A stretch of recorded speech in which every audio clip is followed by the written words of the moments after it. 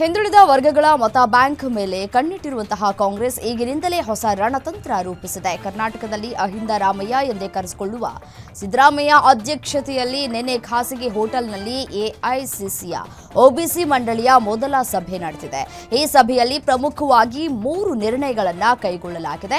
ರಾಷ್ಟ್ರದಲ್ಲಿ ಸಾಮಾಜಿಕ, ಆರ್ಥಿಕ, ಶೈಕ್ಷಣಿಕ, ಉದ್ಯೋಗ, ರಾಜಕೀಯ ಸ್ಥಿತಿ ಬಗ್ಗೆ ಸಂಪೂರ್ಣ ಗಣತಿಯಾಗಬೇಕು ಹಾಗೂ ಹಿಂದುಳಿದ ವರ್ಗಗಳಿಗೆ ಶೈಕ್ಷಣಿಕ ಸೇವೆ ಹಾಗೂ ರಾಜಕೀಯ ವಲಯದಲ್ಲಿ 50% ಮೀಸಲಾತಿ ನೀಡಬೇಕು. ಖಾಸಗಿ ಶೈಕ್ಷಣಿಕ ಸಂಸ್ಥೆಗಳಲ್ಲಿ ಆರ್ಟಿಕಲ್ 15(5) ಪ್ರಕಾರ ಮೀಸಲಾತಿ ನೀಡಬೇಕು ಅಂತ 3 ನಿರ್ಣಯಗಳನ್ನು ಮೊದಲನೆಯ ಸಭೆಯಲ್ಲಿ ಕೈಗೊಳ್ಳಲಾಗಿದೆ. ರೌಡಿ ಶೀಟರ್ ಬಿಕ್ಲು ಶಿವ ಬರ್ಬರ ಕೊಲೆ ಪ್ರಕರಣದಲ್ಲಿ ಬಿಜೆಪಿ ಶಾಸಕ ಭೈರತಿ ಬಸವರಾಜ್ ಸೇರಿ 5 ವಿರುದ್ಧ ಎಫ್ಐಆರ್ ದಾಖಲಾಗಿದೆ. ಬಿಕ್ಲು ಶಿವ ತಾಯಿ ವಿಜಯಲಕ್ಷ್ಮಿ ನೀಡಿದ ದೂರಿನ ಆಧಾರದ ಮೇರೆಗೆ ಬೆಂಗಳೂರಿನ ಭಾರತೀನಗರ ಪೊಲೀಸ್ ಠಾಣೆಯಲ್ಲಿ ಜಗದೀಶ್, ವಿಮಲ್, ಕಿರಣ್, ಅನಿಲ್, ಭೈರತಿ ಬಸವರಾಜ್ ವಿರುದ್ಧ ಎಫ್ಐಆರ್ ದಾಖಲಾಗಿದೆ. ಕೊಲೆಗೆ ಭೈರತಿ ಬಸವರಾಜ್ ಕುಮ್ಮಕ್ಕು ನೀಡಿದ್ದಾರೆ ಅಂತ ಆರೋಪ ಕೇಳಿಬಂದಿದೆ.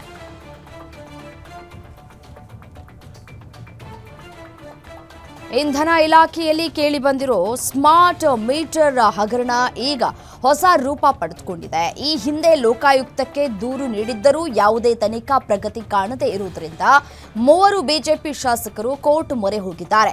ಬಿಜೆಪಿ ಶಾಸಕ ಅಶ್ವಥ್ ನಾರಾಯಣ್, ಎಸ್ಆರ್ ವಿಶ್ವನಾಥ್ ಹಾಗೂ ಧೀರಜ್ ಮುನಿರಾಜು ದೂರನ್ನ ದಾಖಲಿಸಿದ್ದು, ನಿನ್ನೆ ವಿಚಾರಣೆ ನಡೆಸಿದ ಕೋರ್ಟ್ ಇಂದಿಗೆ ಮತ್ತೆ ವಿಚಾರಣೆಯನ್ನ ನಿಗದಿಪಡಿಸಿದೆ.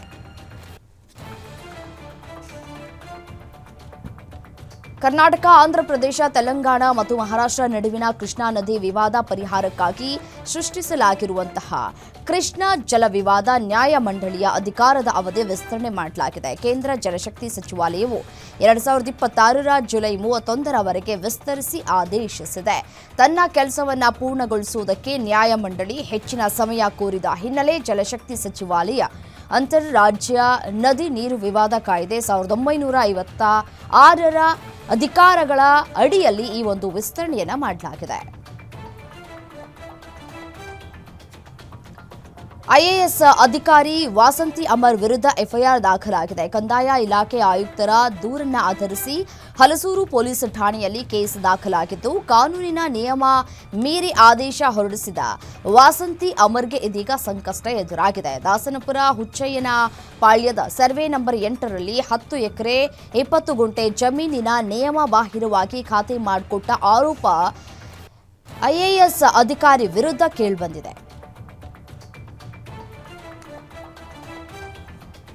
ನವಿಲುಗರಿಯ ಹಾರ ಧರಿಸಿ ಪೋಸ್ ಕೊಟ್ಟ ಬಿಜೆಪಿ ನಾಯಕನಿಗೆ ಸಂಕಷ್ಟ ಎದುರಾಗಿದೆ.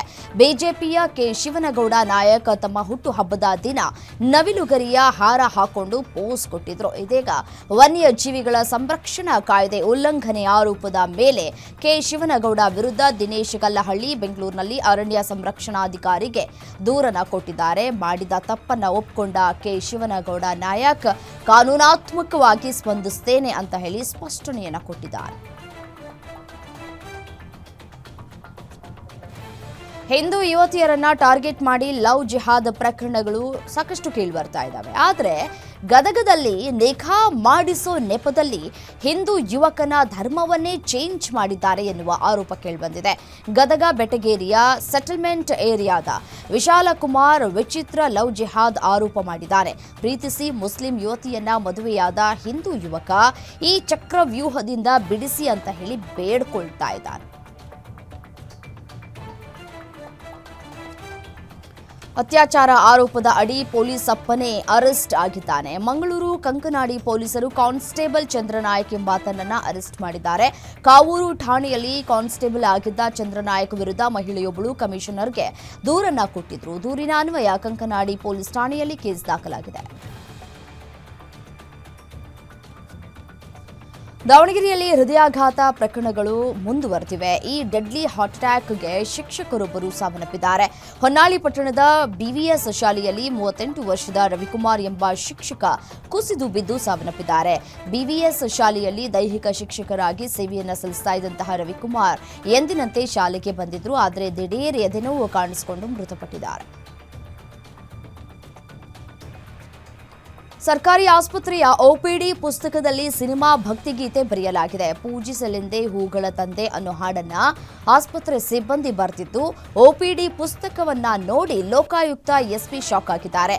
ಕಲಬುರಗಿ ಜಿಲ್ಲೆಯ ಜೇವರ್ಗಿ ಪಟ್ಟಣದ ಸರ್ಕಾರಿ ಆಸ್ಪತ್ರೆಯಲ್ಲಿ ಈ ಘಟನೆ ನಡೆದಿದ್ದು, ಸಿಬ್ಬಂದಿ ಬೇಜವಾಬ್ದಾರಿತನಕ್ಕೆ ಲೋಕಾಯುಕ್ತ ಎಸ್ಪಿ ಸಿದ್ದರಾಜು ಗರಂ ಆಗಿದ್ದಾರೆ. ಆಸ್ಪತ್ರೆ ಅವ್ಯವಸ್ಥೆ ಕಂಡು ಸಿಬ್ಬಂದಿಗೆ ತರಾಟೆಗೆ ತೆಗೆದುಕೊಂಡಿದ್ದಾರೆ.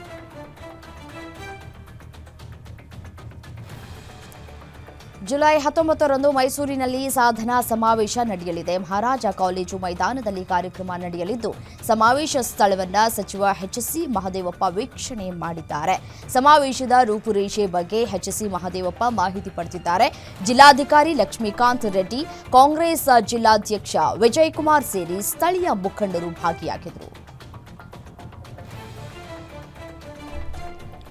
ವಿವಿಧ ಬೇಡಿಕೆಗಳಿಗೆ ಆಗ್ರಹಿಸಿ ಸಾರಿಗೆ ನಿಗಮಗಳ ಕಾರ್ಮಿಕ ಸಂಘಟನೆಗಳ ಜಂಟಿ ಕ್ರಿಯಾ ಸಮಿತಿ ಆಗಸ್ಟ್ 5ರಂದು ಬೆಳಗ್ಗೆ 6 ಗಂಟೆಯಿಂದ ಅನಿರ್ದಿಷ್ಟಾವಧಿ ಮುಷ್ಕರಕ್ಕೆ ಕರೆಯನ್ನು ನೀಡಿದೆ. ಕೆಎಸ್ಆರ್ಟಿಸಿ, ಬಿಎಂಟಿಸಿ ಸೇರಿದಂತೆ 4 ನಿಗಮಗಳ ನೌಕರರು ಮುಷ್ಕರಕ್ಕೆ ಮುಂದಾಗಿದ್ದಾರೆ.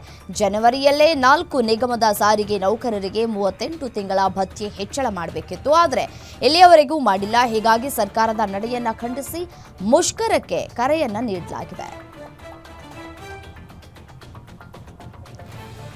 ನಮ್ಮೂರಿನ ರಸ್ತೆ ತುಂಬಾ ಹಾಳಾಗಿದೆ, ದುರಸ್ತಿ ಮಾಡಿಸ್ಕೊಡಿ ಅಂತ ಪ್ರಧಾನಿ ಮೋದಿಗೆ ಬಾಲಕಿ ಪತ್ರ ಬರೆದು ಮನವಿ ಮಾಡಿಕೊಂಡಿದ್ದಾಳೆ. ಕೊಪ್ಪ ತಾಲೂಕಿನ ಮಲಗಾರು ಗ್ರಾಮದ 8ನೇ ತರಗತಿಯ ಬಾಲಕಿ ಸಿಂಧೂರ ಪ್ರಧಾನಿಗೆ ಕನ್ನಡ, ಇಂಗ್ಲಿಷ್ ಎರಡರಲ್ಲೂ ಪತ್ರವನ್ನು ಬರೆದಿದ್ದಾಳೆ. ಶಾಲೆಯಿಂದ ಮನೆಗೆ 3-4 ಕಿಲೋಮೀಟರ್ ದೂರ ಇದ್ದು ಓಡಾಡೋದಕ್ಕೆ ತುಂಬಾ ಕಷ್ಟ ಆಗ್ತಾ ಇದೆ. ಮಳೆಗಾಲದಲ್ಲಿ ರಸ್ತೆ ತುಂಬಾ ಹಾಳಾಗಿ ಕೆಸರುಮಯವಾಗಿರುತ್ತೆ. ನಾವು ಪ್ರತಿದಿನಕ್ಕೂ ಕೂಡ ಇದೇ ರಸ್ತೆಯನ್ನ ಅವಲಂಬಿಸಿರ್ತೇವೆ. ಬೇರೆ ರಸ್ತೆ ಇಲ್ಲ.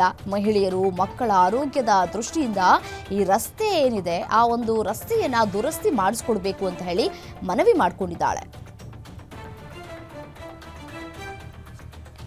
ಮಂಡ್ಯ ಜಿಲ್ಲೆಯಲ್ಲಿ ಪಾಳು ಮಂಟಪದಲ್ಲಿ ಪತಿಯೇ ಪತ್ನಿಗೆ ಹೆರಿಗೆ ಮಾಡಿಸಿದ್ದಾನೆ. ಅನ್ಯ ಧರ್ಮೀಯ ಪ್ರೇಮಿಗಳು ಈ ಹಿಂದೆ ಪ್ರೀತಿಸಿ ಮದುವೆಯಾಗಿದ್ರು. ಮನೆಯಲ್ಲಿ ಒಪ್ಪಿಗೆ ಇರದ ಕಾರಣ ಮನೆ ಬಿಟ್ಟು ಬಂದು ಮಂಡ್ಯದಲ್ಲಿ ಬಂದು ವಾಸವಾಗಿದ್ರು. ಕೈಯಲ್ಲಿ ಹಣ ಇಲ್ಲದೆ ಮಂಡ್ಯದಲ್ಲೇ ಕೆಲ ತಿಂಗಳು ಜೋಪಡಿ ಕಟ್ಕೊಂಡು ವಾಸವಾಗಿದ್ರು. ಈ ವೇಳೆ ಪತ್ನಿ ಹುಸೇನ್ ಗರ್ಭಿಣಿಯಾಗಿ ಅನಾರೋಗ್ಯದಿಂದ ಬಳಲ್ತಾ ಇದ್ರು. ಆದುದರಿಂದ ಕೆಲ ದಿನಗಳ ಹಿಂದೆಯಷ್ಟೇ ಪಟ್ಟಣಕ್ಕೆ ಬಂದು ಪಾಳು ಮಂಟಪದಲ್ಲಿ ವಾಸವಾಗಿದ್ರು. ನಿನ್ನೆ ರಾತ್ರಿ ಪತ್ನಿಗೆ ಹೆರಿಗೆ ನೋವು ಕಾಣಿಸಿಕೊಂಡಿದ್ದು, ಹಣವಿಲ್ಲದೆ ಪತ್ನಿಗೆ ತಾನೇ ಹೆರಿಗೆಯನ್ನ ಮಾಡಿಸಿದ್ದಾನೆ.